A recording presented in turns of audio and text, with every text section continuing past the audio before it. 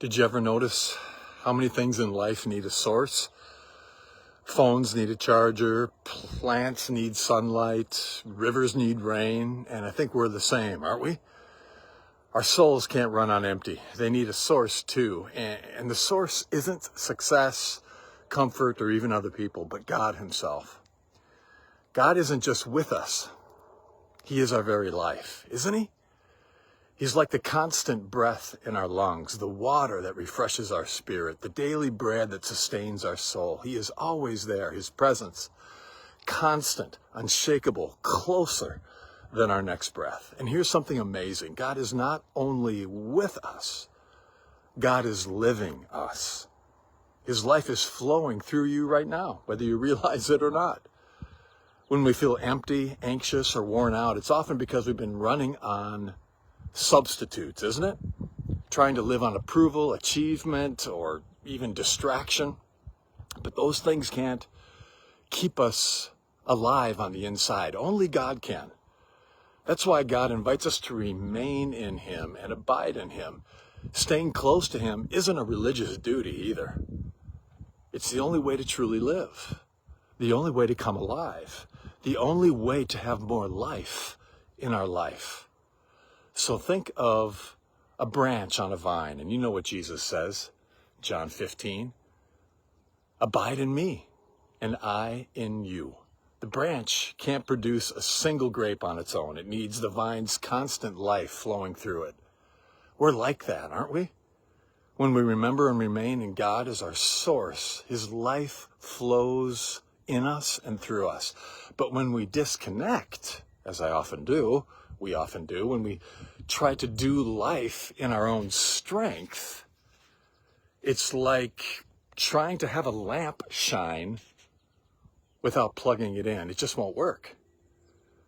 And you know that passage in Acts 17:28, for in him, in God, we live and move and have our being. What an amazing verse. We forget that God is the reality of all things.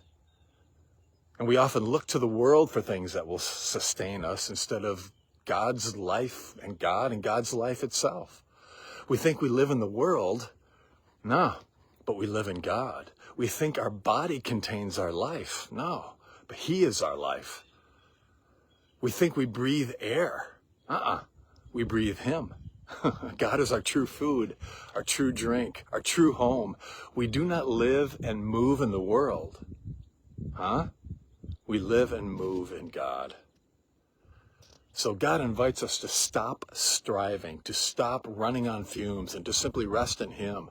Come into his presence. Let his peace be the air that you breathe. Let his truth and words be the food that nourish you and me. Let his spirit fill and renew us. Because when we know he is our source, the true vine, we can stop living like we have to keep ourselves alive. And we can start living from the one who already is alive in life itself. God, the one who is with us, abiding in us and living in us. And living us. So how do we do it? I think it comes down to remembrance and desire. Remember, God is closer to us than we could possibly imagine. The all-pervading presence, is never apart from us, as I think it was Tennyson who wrote, closer than breathing and nearer than hands and feet. And to have that as a reminder throughout the day. And also desire, a desire to abide and remain in him. Just a simple desire. I think that's all. And a decision, maybe, to experience more and more of his presence by being present to his presence in our present moments all throughout the day. So just some thoughts on God as the vine, and may that be so. May we remember and desire and make a decision to be present to his presence in the present moments throughout our day. May it be so. Yeah, amen. Until next time, God's love, God's joy, God's peace, God's presence to you.